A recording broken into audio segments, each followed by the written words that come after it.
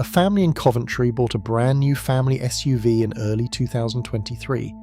£32,000 on finance, £340 a month. They were proud of it. It smelled new. It had a massive touchscreen that controlled everything from the heating to the radio to the reversing camera. Their daughter called it the spaceship. 14 months later, the touchscreen froze completely. It would not respond. And because everything ran through that screen, the climate control, the reversing camera, the navigation, the car was essentially partially non-functional. The dealer told them it needed a software reset, then a new control module. Then they discovered the rear camera had also failed. The repair quote came in at just over £1,400. On a car they still owed £22,000. That is not bad luck. That is the new car business model in 2026. Before we dive in, drop a comment where you are watching from and hit subscribe. The average car on UK roads is now 9.7 years old. The highest figure ever recorded. It has been climbing every single year. According to SMMT data published in early 2026, there are 42.5 million vehicles on UK roads, and a record 45.7% of all cars have been in service for more than a decade. Nearly half the cars on British roads are over 10 years old. Let that sit for a moment. Auto Trader's own research forecast that by 2028, more than 6 million vehicles in the UK will be over 15 years old, almost double the number from the 2019. The share of cars over 13 years old has nearly doubled in 10 years, from 15.3% of the fleet in 2015 to 24.4% in 2024. 8 million cars over 13 years old. Still running, still passing their MOT tests, still getting their drivers to work and their families to school. These are not poverty statistics. These are not breakdown statistics. These are choice statistics. Drivers who could buy or finance a new car and are choosing not to. When you understand the numbers behind that choice, you will understand exactly why. Here is the first thing you need to understand. Buying a new car in the UK in 2026 is not the same calculation as buying one a decade ago, or buying one anywhere else in Europe right now. The average new car price in the UK has risen by between 30 and 40% since 2020, according to data from Auto Trader and Nimble Fins. The cheapest new city car now starts at around £14,700 on the road. A family car like a Ford Focus or VW Golf starts between £25,000 and £28,000. An SUV, the most popular vehicle category in the country, starts between £30,000 and £45,000. And most people are not paying cash. PCP Finance personal contract purchase now accounts for over 75% of all new car agreements in the UK. You put down a deposit, you pay monthly payments for 2 to 4 years, and at the end of the term you either hand the car back, pay a large balloon payment to own it, or roll into a new agreement on another car. For a £25,000 car with a £3,000 deposit over 36 months, you are looking at monthly payments of around £300 to £340 at current interest rates of 6 to 9% APR. £340 a month, every month, for 3 years, and at the end you do not own it. 3 years of payments at £340 comes to £12,240. Add the deposit. That is £15,240 spent. You then either walk away with nothing or pay another £12,000 balloon payment to own an asset that is already worth significantly less than you started with. Meanwhile, if your car is 15 years old and paid off, your monthly car payment is zero. It has been zero for years. That gap is where the smart money is hiding. New cars in the UK lose between 15 and 25% of their value in the first year alone. A £30,000 SUV loses between £4,500 and £7,500 in value before you have even put 12 months on the clock.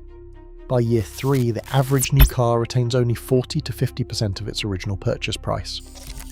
According to depreciation data published in early 2026, A £40,000 car retaining just 29% of its value after 3 years loses over £28,000. That is equivalent to £780 per month, every month, simply sitting on your drive.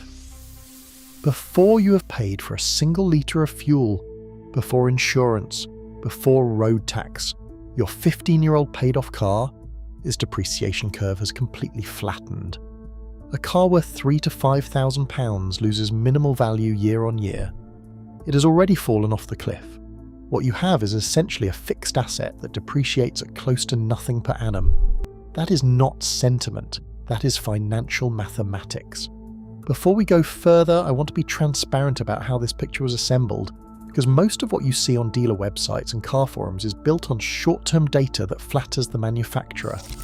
This breakdown is based on 4 things. First, long-term reliability data from Which? Magazine's annual car reliability surveys, drawing on data from tens of thousands of UK drivers. Second, RAC Foundation. Data on the actual average age of cars on UK roads. Third, WarrantyWise's Reliability Index, drawing on over 1 million warranty policies covering vehicles from 4 years old through to 15 years old and 150,000 miles. The real claims data, what actually fails and what it costs. Fourth, SMMT registration and vehicle park data, tracking exactly how many cars of which age are on British roads right now. No manufacturer paid to be in this analysis. A couple of them would probably like to have me removed from the internet entirely after this video. That is how you know we are doing it right.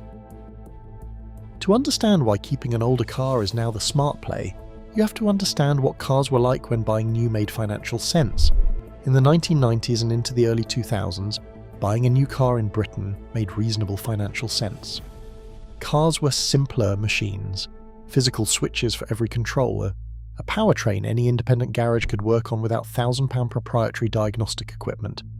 When something went wrong, it was fixable and fixable cheaply. A 2003 Toyota Corolla had fewer than 20 electronic control units. A 2024 equivalent has over 100. Every one of those additional units is a potential failure point. And when it does fail, it is rarely a £20 part from a motor factors. It is a £1,200 control module from a franchise dealer on a proprietary system that only their equipment can interface with. Then 2 things happened simultaneously and changed the calculation permanently. First, manufacturers discovered complexity sold cars. Touchscreens, driver assistance systems, over-the-air software updates, digital dashboards, impressive on a test drive, catastrophic in the long term. According to J.D. Power's 2026 Vehicle Dependability Study, persistent infotainment failures and software problems pushed the industry average to 204 problems per 100 vehicles, a new record high. The more technology added, the worse the long-term dependability. Second, PCP finance rewired how people thought about reliability. When buyers purchased outright, they cared about longevity. When the monthly payment became the only metric, manufacturers could sell a more complex car on a lower number because the driver would hand it back in 3 years, long before the expensive failures arrived. The manufacturer's warranty problem became the next owner's problem. The cycle locked in. The result is a generation of new cars with extraordinary short-term appeal and accelerating long-term costs, and a generation of older cars that have had their problems shaken out, backed by a vast aftermarket parts ecosystem, maintained by any competent independent mechanic in the country.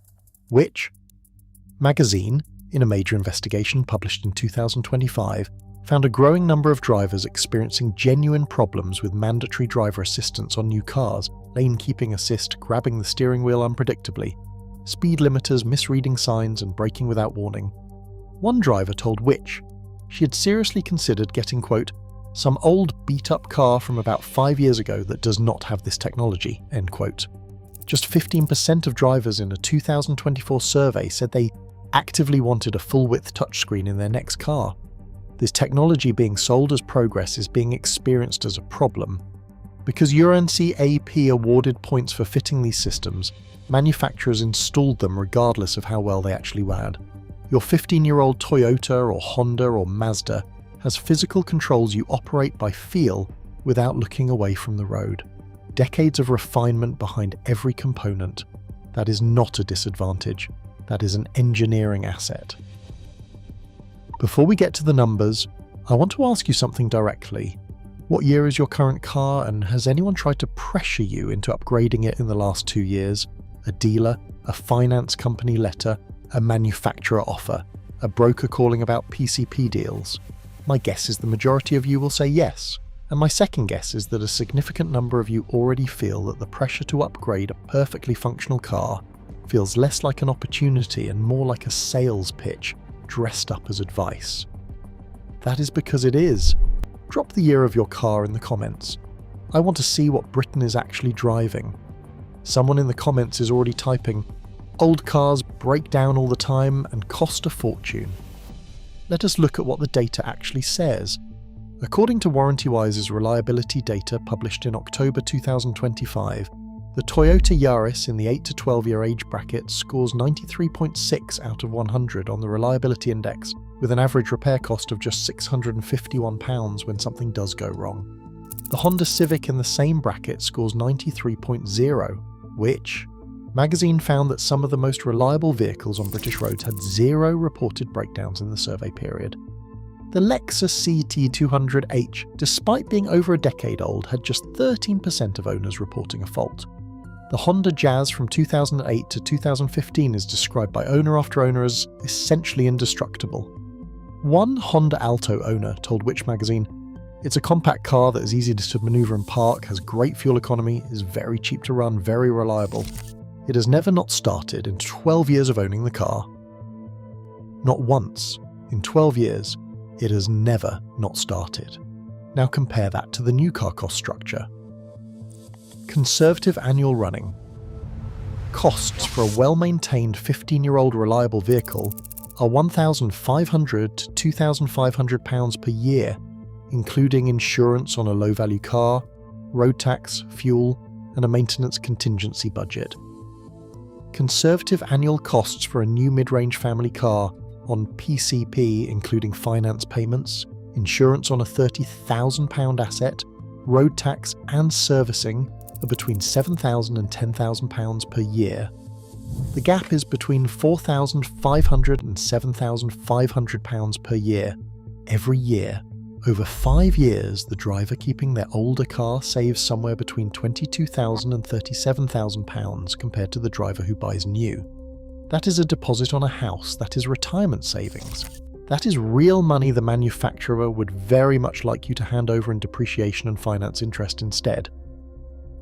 Brexit has made new cars more expensive in Britain than in the EU. Import friction, supply chain costs and exchange rate pressure all push manufacturer pricing upward in the UK market. The same model costs measurably more in British showrooms than in Germany or France. You're at a disadvantage before you step onto the forecourt. British roads are uniquely demanding.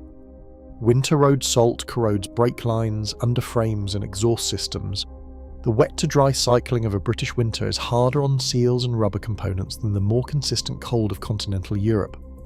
And British driving patterns, short urban journeys and heavy stop-start traffic, create specific wear patterns that long-term reliability data already accounts for.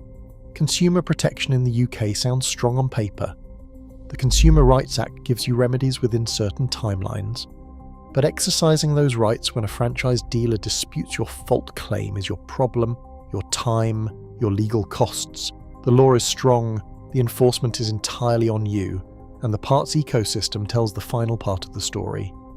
Any independent garage in any British town can source a part for the 2009 Honda Jazz within 24 hours for a fraction of dealer pricing. The same is not true for proprietary electronics on a 2023 model, where control modules are dealer-only, software updates require proprietary equipment, and a single sensor replacement starts with a diagnostic session that costs between £80 and £120 before anyone has touched the car. The decision to keep an older car is not the same regardless of which older car you have. The data from Which, WarrantyWise and the RAC is consistent. If your car is one of these, you are holding an asset. The Toyota Yaris, 2005 to 2011, the Toyota RAV4 2013 to 2018, the Honda Jazz 2008 to 2015, the Honda CR-V 2012 to 2018. The Mazda MX-5 in any generation, it does not age mechanically. The Lexus CT200H, which recorded with a 13% fault rate, the lowest of any car in the 10 to 15 year bracket. The Skoda Octavia 2013 to 2020, and the Mazda 6, consistently praised by independent mechanics for its straightforward engineering and low parts costs. What almost all of these share is Japanese engineering philosophy. Build the fundamentals beyond reproach. Refine the technology over decades rather than replacing it. Toyota has been refining the same hybrid architecture since the late 1990s. The version in a 2009 Lexus C200H is mature, proven, well-understood technology. In terms of long-term reliability, older is frequently better. The rule every independent mechanic repeats: if your car requires a main dealer for anything beyond fitting a tyre or changing a bulb, you are dependent on that dealer for the life of the vehicle. That dependency has a price every single time. Here is the exercise every financial advisor and every independent mechanic knows, and it is one that every dealer showroom is structured to prevent you from doing. Option 1. A new family SUV in 2026. £30,000 on PCP, £3,000 deposit, 36 months, 8% APR, guaranteed future value of £15,000, monthly payment approximately £340. Over 3 years, £15,240 paid out. You hand the car back, you own nothing, or you pay the £15,000 balloon to own a car now worth £15,000, meaning you have spent £30,240 for an asset worth £15,000. A real-world loss of £15,240 before fuel, insurance, or a single service. Option 2. You keep your 15-year-old paid-off car for 5 years. Maintenance contingency £500 a year. Road tax £195. Insurance on a car worth £4,000, £600. Total additional spend over 5 years, roughly £6,500. The driver keeping the older car and putting £340 per month into savings accumulates over £20,000 in 5 years. They have a cash deposit for their next car. They have options. The driver on PCP has a second finance agreement and no savings. This is not a minor difference in financial strategy. This is the difference between building wealth and transferring it to a manufacturer. Here is the framework the smartest drivers in Britain are using right now. Rule 1.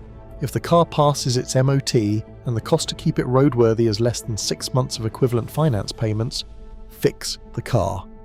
A £500 exhaust repair on a car with no monthly payment is a better decision than £340 per month on a new equivalent. Run the number before you go near a showroom. Rule 2. Find an independent garage that specialises in your make. Not a chain. A specialist. For Japanese cars, there are Japanese specialists in almost every major UK city. For VAG Group vehicles, VW, Audi, Skoda and Seat, independent VAG specialists charge half the dealer rate with the same diagnostic capability. Build that relationship before you need it. Rule 3. Check the warranty-wise reliability index for your specific model before making any decision. Not manufacturer marketing. The actual claims data. What fails, when, and what it costs. For most vehicles on this list, the answer will surprise you. Rule 4. If you are considering buying new, calculate the total cost of ownership over 5 years. Finance payment, estimated depreciation, insurance differential, road tax, servicing. Then calculate keeping your current car for 5 years. Put both in a spreadsheet. The decision becomes obvious very quickly. Rule 5. Never mistake complexity for quality. The most technologically advanced car on the forecourt is not the most reliable one. In 2026, it is frequently the opposite. Simplicity in a car you already own and understand is a form of reliability that no salesperson will ever explain to you, because their entire business model depends on you not realizing it. There is a reason the pressure to upgrade your car feels relentless. It is relentless. Finance companies profit on every PCP agreement. Dealers profit on the trade-in differential and the new finance arrangement. Manufacturers profit on new vehicle sales volume and warranty period complexity that forces you back to their service network. Every part of the industry is aligned against the simple act of keeping a paid-off car running, and every part of the data is aligned against them. The smartest drivers on British roads figured this out. They looked at the numbers, talked to their mechanics, and kept the keys. Now you have the same information they do. If this video saved you from a costly mistake, subscribe now so you never miss one.